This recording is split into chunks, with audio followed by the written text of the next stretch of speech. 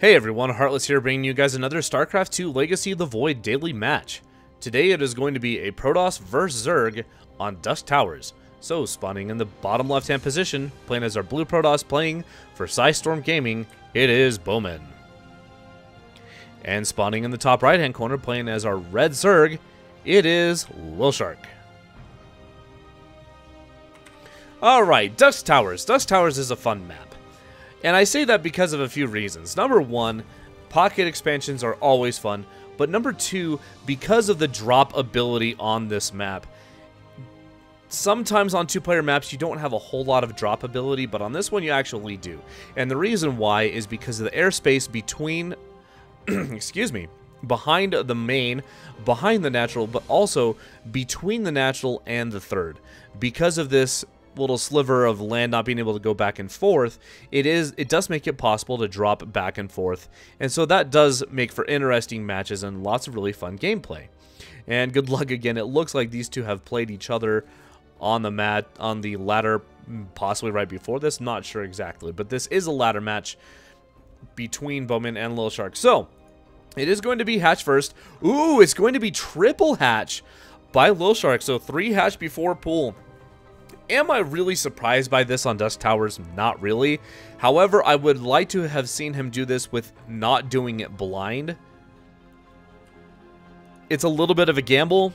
Is it going to pay off? Most likely.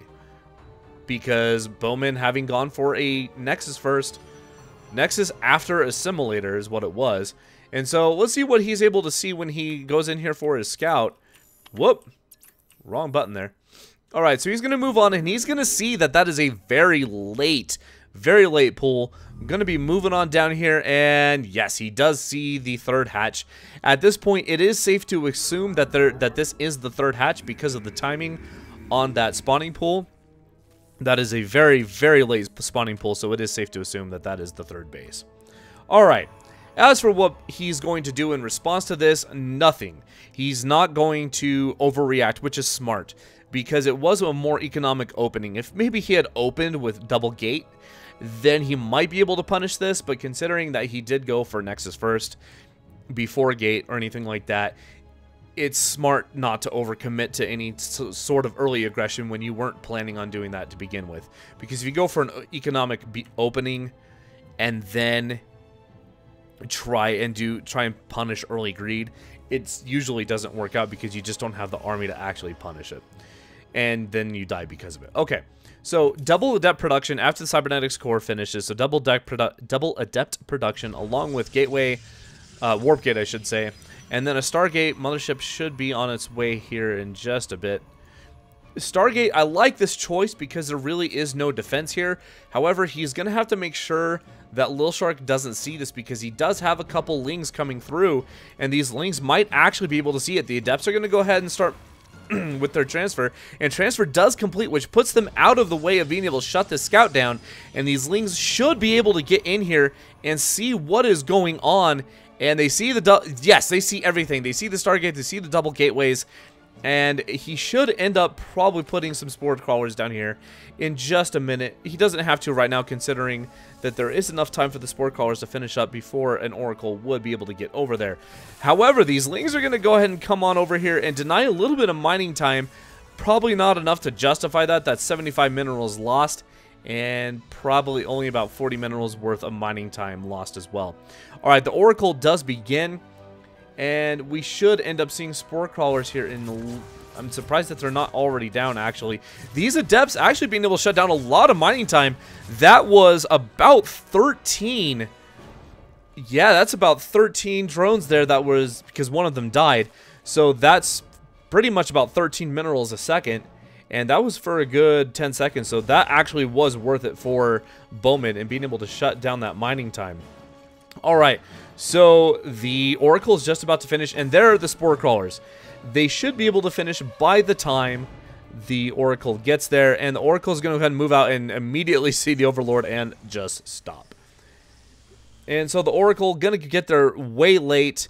It might have been able to get there just in time to maybe get a couple drone kills, but probably not. Okay, So a 4th base now having finished for LilShark, he is playing interestingly greedy because that's a 4th base before a Roach Warren or any sort of tech. So quite interesting play by LilShark. Going to be a heavy economy game for him. And is he going to see this 4th base? He doesn't see the base. He sees the creep and the drone coming away, but that's about it. Okay, a little bit more mining time being lost for Bowman from LilShark, but not by much. Not by much at all. Okay, the Oracle gonna have to move on out away. Doesn't really get too much of a scout off. And right now they're kind of just trying to launch themselves into this mid-game. The Roach Warren having been put down, almost about to finish, along with the Evo Chamber now finishing, and the HartlessSC Den is being put down as well. So we're going to be seeing some form and composition of Hydra Roach, possibly a Hydra Ravager army. Interesting. We'll see how that plays out for them. Double Robo Bay, sorry, not Robo Bay, Robo Facility going down for Bowman as well, along with a Templar Archives. Interesting choice to go with that, because we do see Zealot leg enhancements going down as well.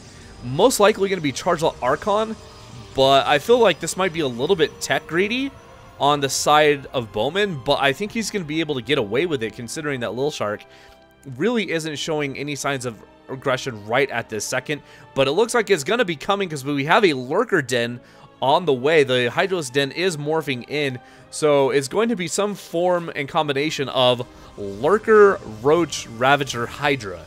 So this is going to be fun. And the 4th base going down for Bowman. I think this might be a little bit premature. I feel like he should have... Let's see, what is the knowledge that he has? He doesn't know about the 4th just yet. He does know about it now, but he does know about the Lurker Den. Doesn't know about the excuse me, the Roach Warren though. And he really doesn't know about the actual size of the army that's inbound, with these extra 5 Hydras inbound as well. So interesting. He might be able to hold it, might not. Depends on the engagement and how his army is. So with double Immortal production, though, I think he might be able to. So the Lurkers aren't going to be able to do as much damage against the... excuse me. Against the Immortals as they will against this Charged Archon mix. This is going to be a very interesting engagement once it actually hits. 11 Roaches in production. Along with all the upgrades as well. This is going to be very, very interesting engagement because here come the Lurkers. Revelation goes down. That is a nice pickup for Bowman and being able to know that this is coming and what exactly is coming, because he sees the Ravagers pop. He sees the Lurkers on their way, and here we go. LilShark, yeah, don't go into the choke point. Come out over here. Your Lurker is going to be better. Okay, so the Lurkers and the army is going to come over. Okay, they're going to go ahead and burrow, and here we go. A few Zealots and an Archon march right on into their deaths, unfortunately. 2 overcharges are baited out as well, and at this point, this is going to be... I don't know what this is going to happen, because at the same time, a drop is happening over here at the main for LilShark as well, and these Zealots are going to move right on over into the natural as well. Another Zealot warp in here at the main, and at this point... Ooh, sorry, a little bit of lag there. I apologize for that. At this point, is it worth it to be so out of position? Because the worker count... What is going on with this? This is crazy. A huge engagement going on over here between the Lurkers, the Roaches, and the Ravagers. But at the same time, the Zealots are just starting to whack away so hard at the production and the economy of LilShark, more specifically the economy, but LilShark is getting pushed back, and this is absolutely crazy. So many things going on. The Zealots still hacking away at this layer over here, but the damage has been done. Bowman has now put himself ahead in terms of worker count. However, I think LilShark's production is a little bit further ahead. However, because of his economy, I think it's going to kind of even out. Oh man, this is crazy. Okay, another Zealot warp in here, moving down into the natural of LilShark as well. And there's so many things going on here. The army is now kind of just at a standstill. But at what cost has this happened? Bowman is so far ahead in terms of economy now because the worker count has just absolutely plummeted for LilShark.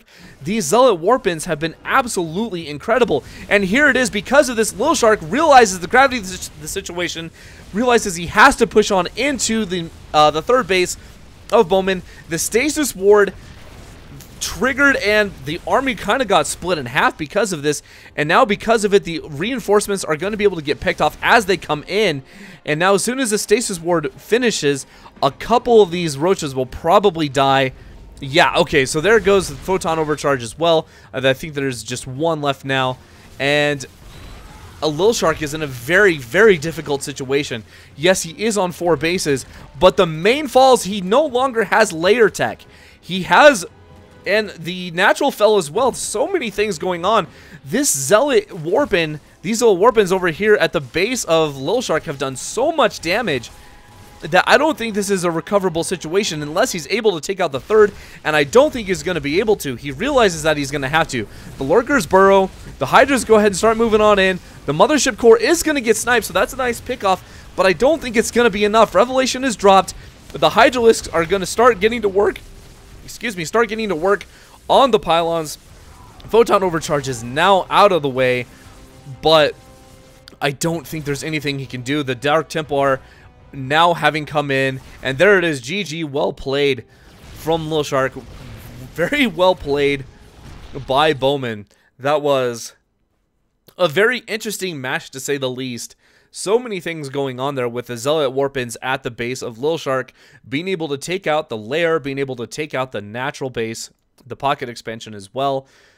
With the Dark Templar coming in as well, there's just nothing nothing LilShark could do. Very well played by Bowman. Lots of really good harass, holding the army at his 4th. Yes, the 4th did fall, but it was more of a distractionary effort because of that Warpin. Once again, just so well done.